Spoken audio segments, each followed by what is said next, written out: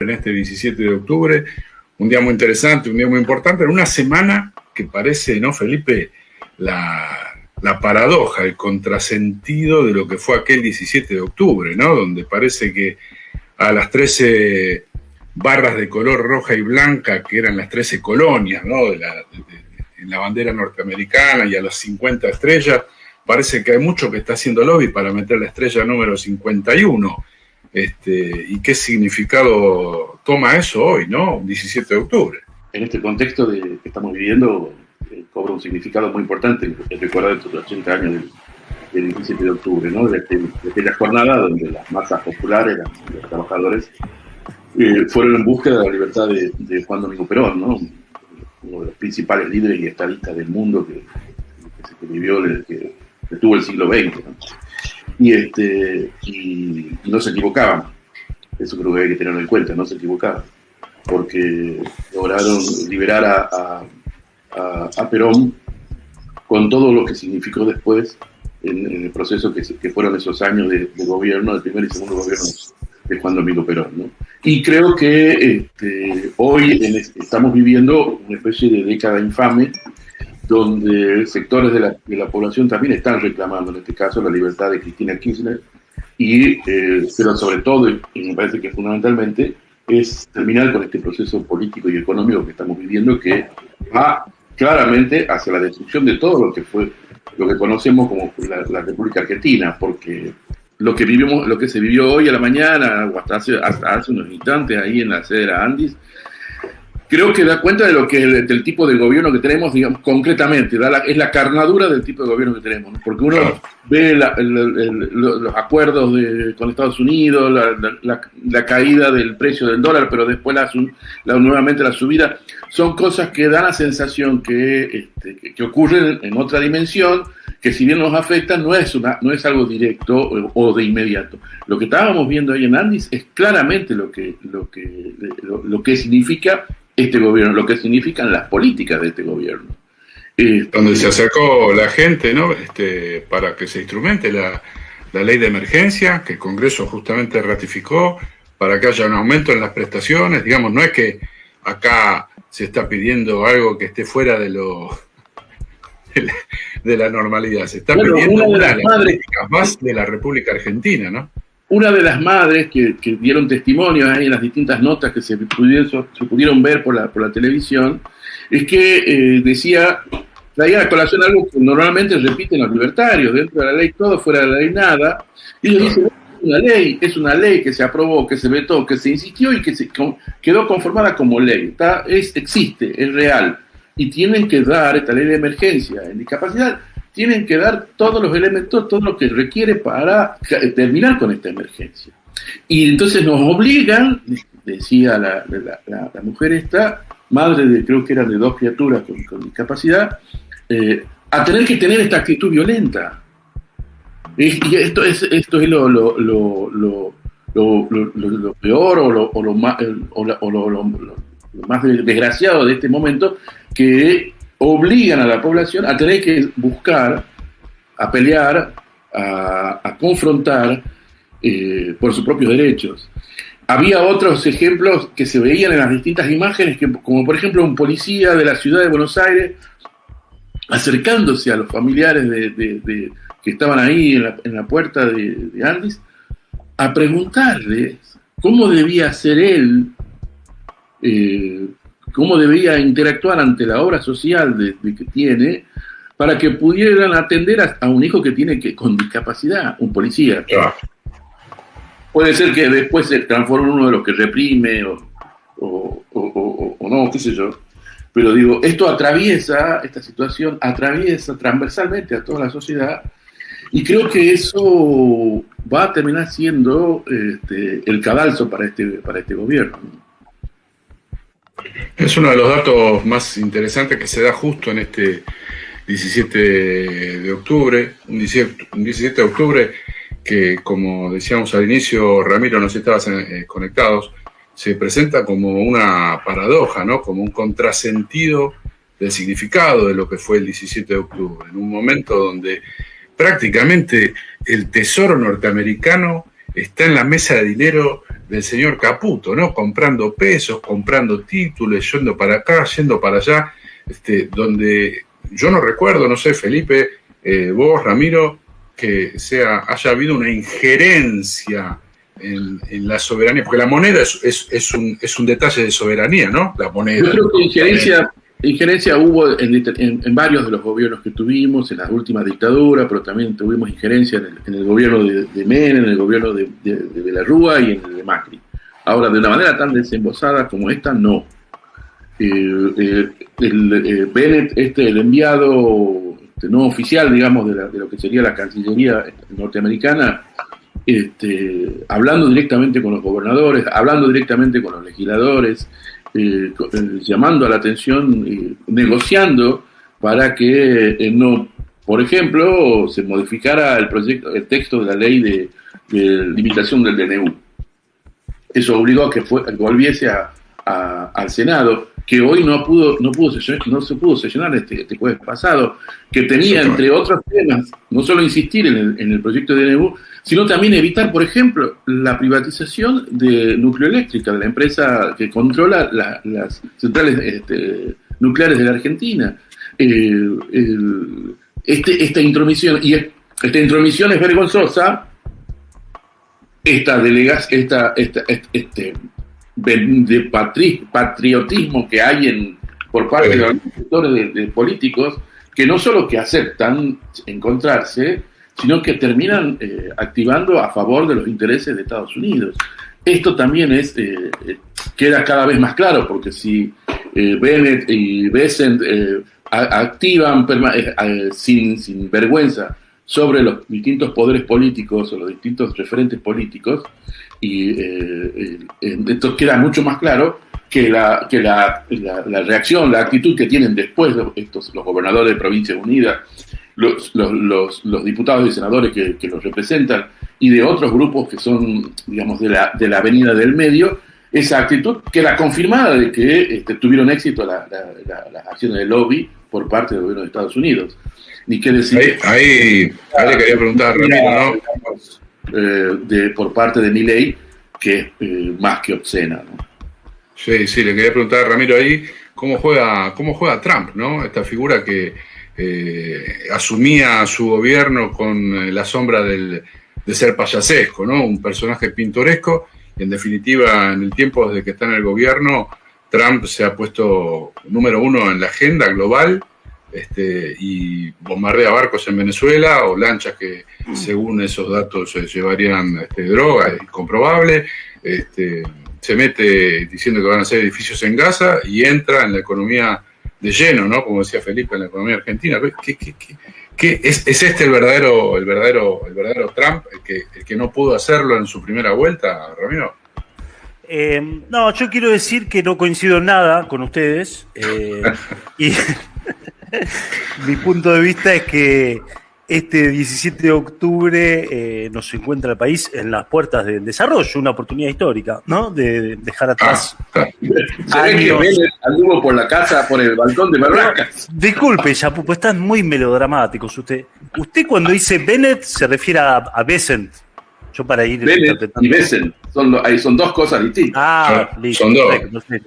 Y después está Tenet, ¿no? La película. Porque estaba, ¿te acuerdas Bennett, el del jugador que jugó en Boca? Les hago un pequeño paréntesis. Sí. Ya se escuchan los redoblantes. Muy bien. Vamos a tener un móvil ahí, si tenemos suerte. Está medio complicado, pero bueno. No, otro móvil. Tenemos otro móvil, perfecto. Sí, el balcón de hierro tiene cientos de recursos que no podemos parar. No limitamos el gasto. No somos como ¿Se enteraron de esa última del gobierno? ¿Cuál es? Necesitaban, con la salida de Spert de la boleta por sus vínculos con el narcotráfico, la Cámara Nacional Electoral les rechazó la posibilidad de reimprimir la boleta y ponerlo primero a Diego Santilli. Pero en las escuelas donde se vota, se colocan, además de las boletas únicas papel para votar, también los afiches con las caras de todos los integrantes de cada una de las boletas que participan. Una es de la Libertad Avanza, otra del Frente de Fuerza Patria, y así todos los que participan. Entonces pidieron que les permitan reimprimir esos afiches para que apareciera efectivamente primero, en este caso, Diego Santilli. Después de un ida y vuelta con la Cámara Nacional Electoral, terminaron aceptando la Cámara Nacional Electoral. Esto le costó al Estado Nacional, nos costó a nosotros 7 millones de pesos. Porque, bueno, son pocos, eran 40.000 afiches, algo un poco más, un poco menos. Ahora, resulta de que esta nueva boleta electoral, única electoral, es inédita en el sentido de que es la primera vez que se vota. ¿Quiénes son aquellos que les va a resultar dificultoso poder votar con estos? Son, por ejemplo, los ciegos y los que tienen disminución visual. Entonces, ¿qué es lo que se necesita? Una plantilla que les permita tener una identificación para poder ellos votar, hacer uso del derecho al voto que garantiza la Constitución Nacional, y ellos como ciudadanos plenos poder hacerlo.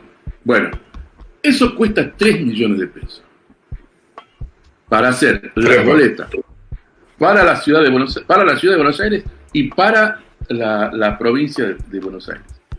3 millones de pesos. No lo hicieron. Lo está haciendo una ONG, juntando plata. Ya lleva en este momento, hasta ayer llevaba 1.300.000, todavía le falta un poquito más de la mitad. Para poner, es una plantilla que tiene la forma de la boleta única, con el agujerito donde corresponde después para votar, y tiene identificación, creo que en braille, el nombre del partido. 3 millones de pesos. Para el Estado Nacional, 3 millones de pesos son como nada, 3 pesos, más o menos. Sí, nada. Pero para eso no hubo plata. O sea, los 7 palos para el otro, sí, estos 3 millones que querían poner, no se olviden que querían poner 12.000 millones de pesos para reimprimir las boletas. Claro. Un dato, hasta esta semana todavía se estaban reimprimiendo boletas que estaban defectuosas, porque las boletas llegan y las revisa la Cámara Nacional Electoral, y donde hay un error, esas se vuelven a imprimir. Hasta esta semana que pasó, esta que está finalizando, mejor dicho, todavía las imprentas estaban trabajando en algunas que tenían defectos y las hacían reimprimir. Y querían gastar 12.000 millones de pesos por eso. No íbamos a llegar nunca al 26 de octubre. No, un escándalo.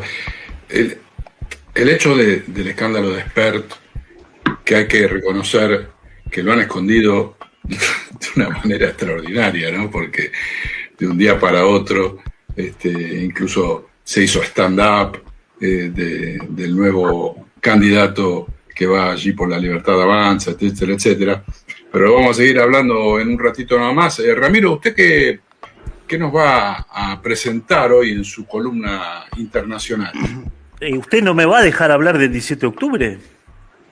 Sí, cómo no, por supuesto. Usted gracias. Usted es una persona libre en este 17 de octubre. Bien, aguante la libertad. No, tampoco es la libertad. No, con respecto a lo que planteabas del tema, la situación con Estados Unidos, el tesoro, yo lo que veo, me parece también el análisis, no tanto este punto de la relación geopolítica, que lo veo más como un manotazo de ahogado del gobierno, que la única variable política de cara a las elecciones sea un tuit de Trump, una declaración de Bessent. Hoy a la mañana estaban todos enloquecidos con el tuit de Bessent, que no es Bennett, es Bessent, y Bennett es el... Que tampoco tuvo impacto. Bueno, después lo retuiteó Caputo, o sea, no tuvo impacto en términos, vos decís, materiales, ¿no? De bonos, finanzas, etcétera. Y el dólar siguió subiendo. Pero lo que veo que después, bueno, vamos a ver lo que nos muestra un poco el móvil, más del lado vernáculo. Me parece que el 17 de octubre es algo más caro a los sentimientos del peronismo, y estamos en una situación complicada porque también lealtad se asocia al liderazgo, ¿no? Lealtad al líder. Y claramente desde el sector del peronismo vemos una situación de de crisis, ¿no? De pelea, de ver, bueno, ¿quién va a ser el líder? Hoy no está claro si la líder es Cristina, si es Axel, si hay nuevos liderazgos posibles. Me parece que estamos en una situación en estos momentos de disputa y veremos, bueno, también el sindicalismo como que está, eso Felipe por ahí sabe más, está corriendo por un carril paralelo. Y entonces, bueno, veo un escenario como de disgregación y eso además genera, en un movimiento tan verticalista, genera, ¿no?, cierta confusión, falta de cohesión. La cohesión y el liderazgo además te da más empuje, te da más certezas, te da objetivos concretos. Entonces, bueno, este 17 de octubre nos encuentra en una situación compleja, además con Cristina Fernández de Kirchner privada de su libertad, allí en el departamento de San José. Entonces, bueno, lo veo un escenario complejo, más allá de la situación geopolítica, que sí, que también nos pone en una situación histórica complicada en términos no solamente de lo que se decida en estos días, sino cuánto puede repercutir eso de cara a futuro, de cuánto puede aumentar la deuda, cuáles van a ser los condicionamientos, si esos condicionamientos implican cortar otras relaciones, otras vías de financiamiento, presencia militar, entrega de recursos. Bueno, la verdad que el escenario es complicado, pero me preocupa de alguna manera cómo se va a resolver la cuestión del liderazgo. Vos ahí nombrabas, Ramiro, el tema del movimiento obrero, ¿no? Cuál era la actitud que estaba tomando, y es llamativo, por ejemplo, que la CGT adelantó la celebración del 17 de octubre. Lo hizo ayer, 16. Y lo hizo supuestamente bajo una estructura mucho más moderna, porque hubo en las distintas estaciones de trenes de aquí de la ciudad de Buenos Aires, hubo puestas en escena con bailarines, con representación teatral de lo que era el día previo o el día del 17 de octubre de aquel 1945, donde se podía escuchar incluso música como diciendo: el pueblo unido jamás será vencido. Pero que era lo que expresaba en todo caso la CGT, que últimamente anda más vencido que unida, ¿no? Y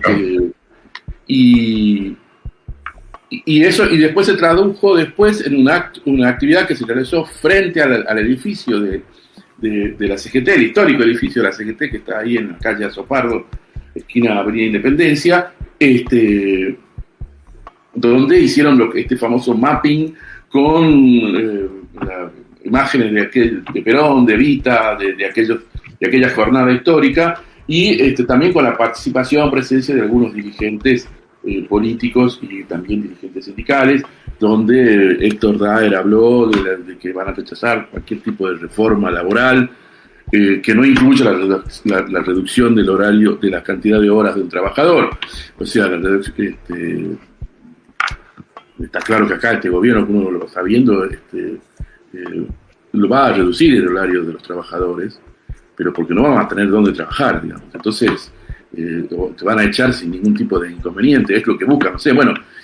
Y de esta manera, por ejemplo, la CGT encontró la forma de evitar tener que tener un pronunciamiento con respecto a la situación político-judicial de Cristina Fernández de Kirchner, y de esa manera también evitaba tener que justificar por qué no participar de la movilización que se está realizando ya en este momento, ya ha comenzado, digamos. Si bien estaba prevista para las 16, que iban a encontrarse columnas ahí en la Estación Retiro y otra en Constitución, y ahí iban a venir hacia la casa de Cristina acá en San José 1111.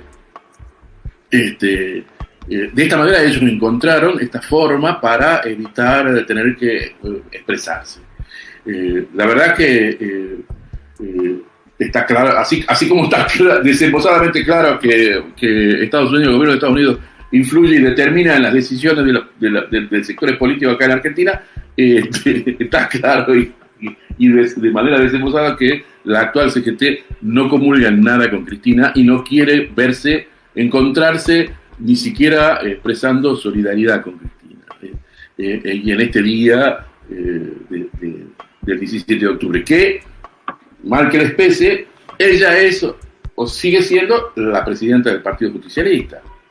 Más allá de lo que diga la resolución judicial, en lo político ella sigue siendo quedó como la presidenta. Entonces, es un poco, podríamos decir que un poco triste que la central sindical juegue de esta manera, sobre todo con todos los riesgos que hay para el mundo del trabajador, de la trabajadora.